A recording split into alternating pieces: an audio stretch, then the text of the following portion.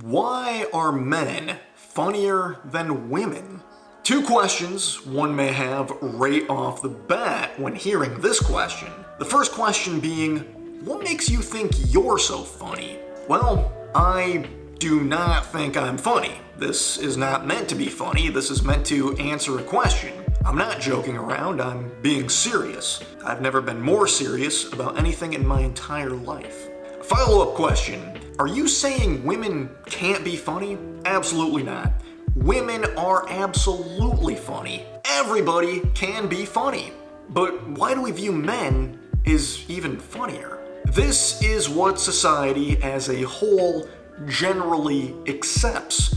We can go to the extreme, looking at both amateur and professional comedians in both their ticket and media sales when comparing the sexes in this profession.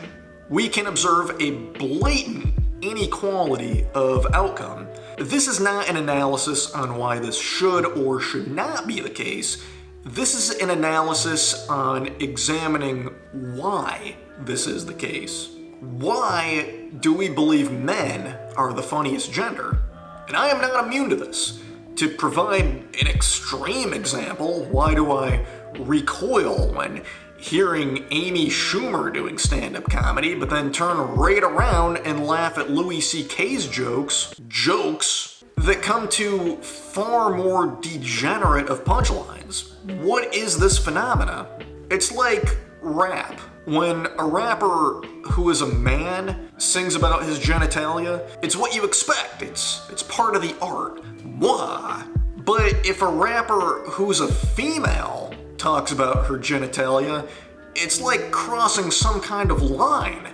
It's like, madam, please, you're objectifying women. The perception that men are funnier than women can be attributed to a complex interplay of sociocultural factors, including historical stereotypes, societal expectations, and the influence of media representation.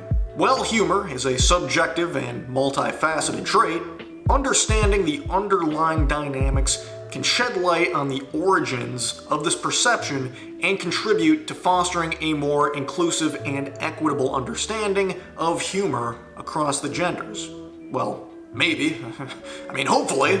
It goes without saying, I have only experienced life through the male perspective. And therefore, any attempt, no matter how pure my intentions are, will inevitably bring a limited understanding. I cannot stress this enough. All I can present to you is a limited perspective on this question. That being said, I believe there are three main points in the duality of the sexes as to why men are funnier. The duality of maturity. Women mature faster than men and are therefore held to a more mature standard. Women making crude jokes, for example, is seen as unladylike, unprofessional, and above all else, immature. It's seen this way to many people, regardless of the context or environment. This is not equal treatment. When examining human development, we can see that the prefrontal cortex in our minds are fully developed in women at the age of 18 on average, whereas it's fully developed in the brains of men at 25 on average. When a woman states around these ages that she views a man as immature, this is a biologically accurate observation. The prime age when adults are most physically equipped to produce offspring is a period where women are more mentally mature than the men. It is probably a good thing nature gives women this intellectual head start, as they are the ones bringing children into this world. From a sociocultural perspective, there are drawbacks for women because of this. Women are always expected to act more mature, regardless of any age they are. And comedy is a form of play. Unfortunately, the play of comedy is then seen as beneath women in some ways. One perspective of comedy is that it's all about saying things you're not allowed to say. comedians getting canceled then is often the comedians doing their own marketing. The entire nature of comedy is pattern disruption. It is going off script. And of course, what we would say at this point, we'd say, okay, well that doesn't mean comedy has to be crude or offensive or crass. It doesn't have to punch down on people. It doesn't have to insult others. Exactly. Even when we view the cleanest, most straight edge of comedy, we still heavily observe the nature of pattern disruption, the nature of going off script, noticing things you're usually not allowed to notice. And we have built a society where more often than not, we expect women to stay on script. This is viewed as more admirable. Though laughter and happiness is more admirable in feminine characteristics than masculine characteristics, leveraging that laughter and happiness into the performance art of comedy is something that men seem to have dominated in that form of perhaps immature play. The duality of appearance. Sexual dynamics portray that men are ugly and therefore have no choice but to be funny. Name any straight couple where the man is objectively better looking than the woman. It's impossible! You can't do it!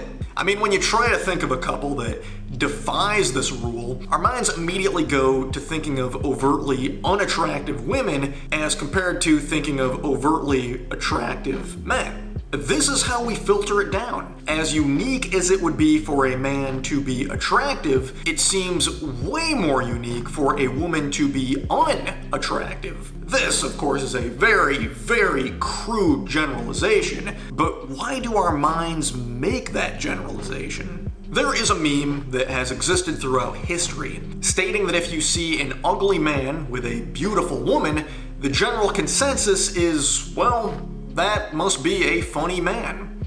The follow-up assumption is that he's rich, but the meme will often state that he must be funny. Everyone is visual creatures. Women do value appearance as well. Looks matter way more to everyone than we'd really like to admit, but men rely way more on visual stimuli than women.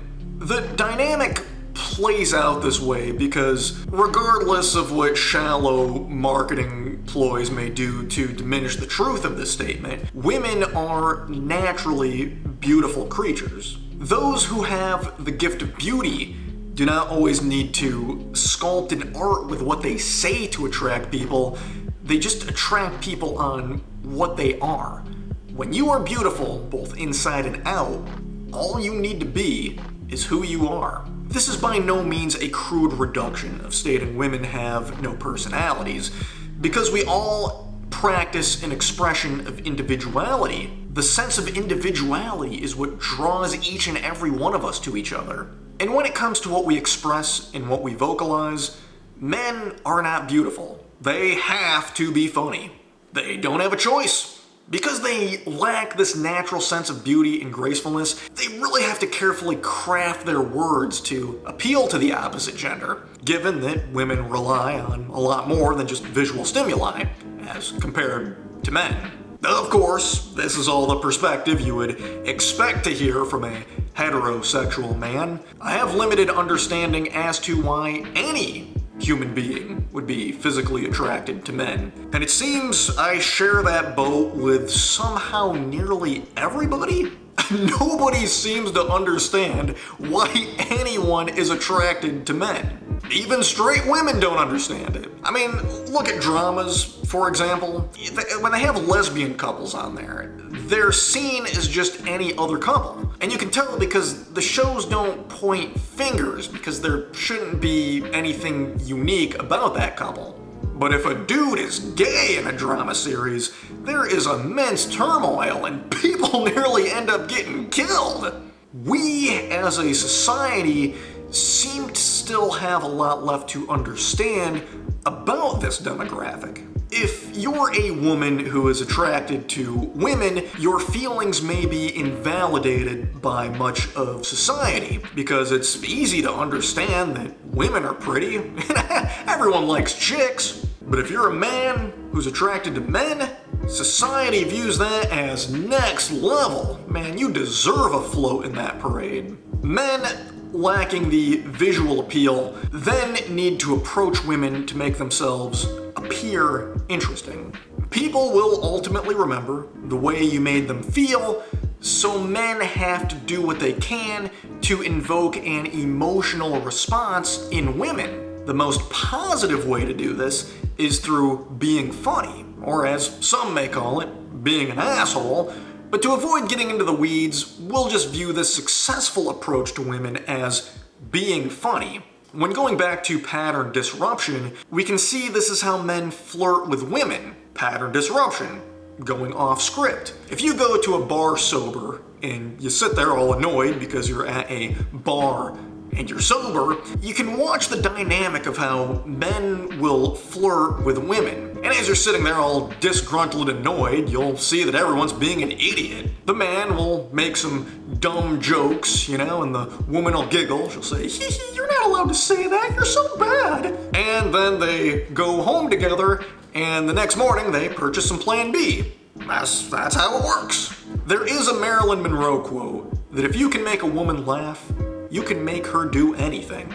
Of course, Marilyn was inspired to say this after hearing that Abraham Lincoln quote about not believing everything you read on the internet.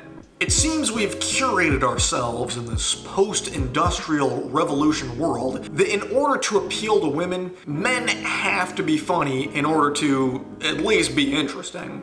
Look at the other side of the same coin. Some of the funniest women I've met in my life were attracted to other women. What is this phenomena? And this is the secret. This is how ugly men can finally date beautiful women. In fact, in many cases, the uglier you are, the funnier you are. I recently watched Matt Rife's new stand-up special, and a big part of me just didn't find it funny on the shallow fact that this is a dude my age who looks better than me. How can that possibly be funny? And it's a terribly ingenuine way to view that, but that's how it subconsciously plays out in your mind sometimes. And in order to understand what is funny, we must understand what is not funny.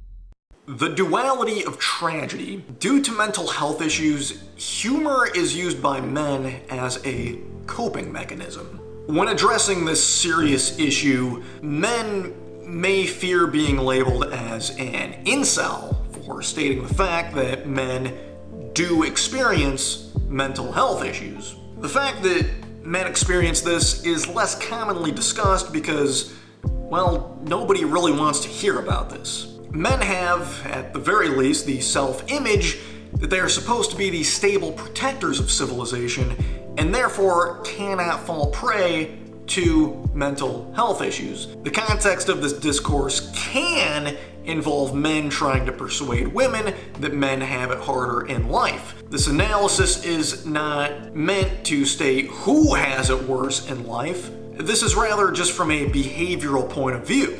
The behavior in men of tragedy is objectively more severe than the behavior in women of tragedy. And if you don't believe me, who scares you more? A woman with nothing left to lose, or a man with nothing left to lose? We view men in a far more cautious regard in this context. When viewing suicide statistics, not attempts, but rather the deaths, we see men are far more likely to carry out this act than women. The death of Robin Williams made people think about a lot of things they had not thought about before. How could one of the funniest, most seemingly happiest celebrities kill himself? The equation some often reference is that comedy equals tragedy plus time. Comedy equals tragedy plus time. And men are behavioral beings of tragedy. Because of this, comedy becomes a coping mechanism. If I don't turn everything into a joke, it will destroy me. Why do you think the film American Psycho became so popular amongst the young generation of dudes? When I finally watched that film, I remember thinking, people look up to this Patrick Bateman guy? This is all a joke, right? This is a tragic story that has a feeling of rage throughout, but it is burritoed in this dark comedy that is set in the 80s. The resonance young men may feel with it is softened by the blanket of irony that the tone of the film presents. The disgruntled nature of man is presented as a joke to the audience, but as something very real to the protagonist in that film.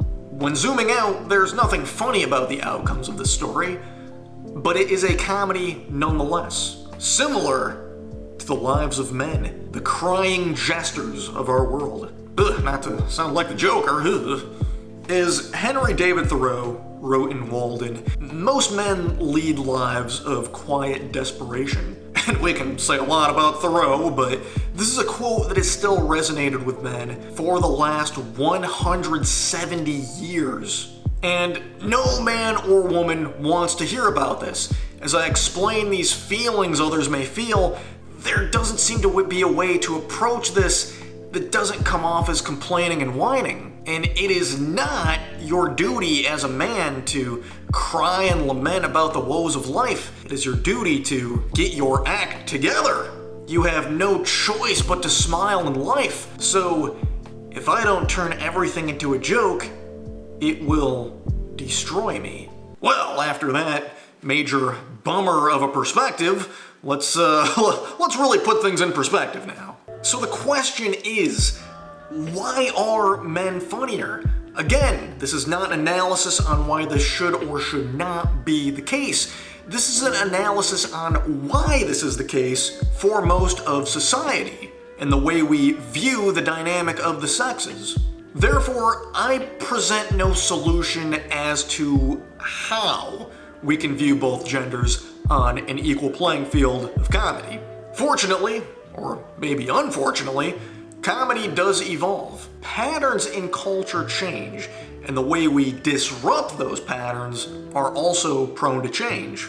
New characters and personas develop from these patterns. What we find funny today is not what we found funny yesterday. What we will find funny tomorrow is not what we find funny today. Inevitably, the way we view women as being humorous is prone to evolve in the same way that we view men as being humorous is prone to evolve.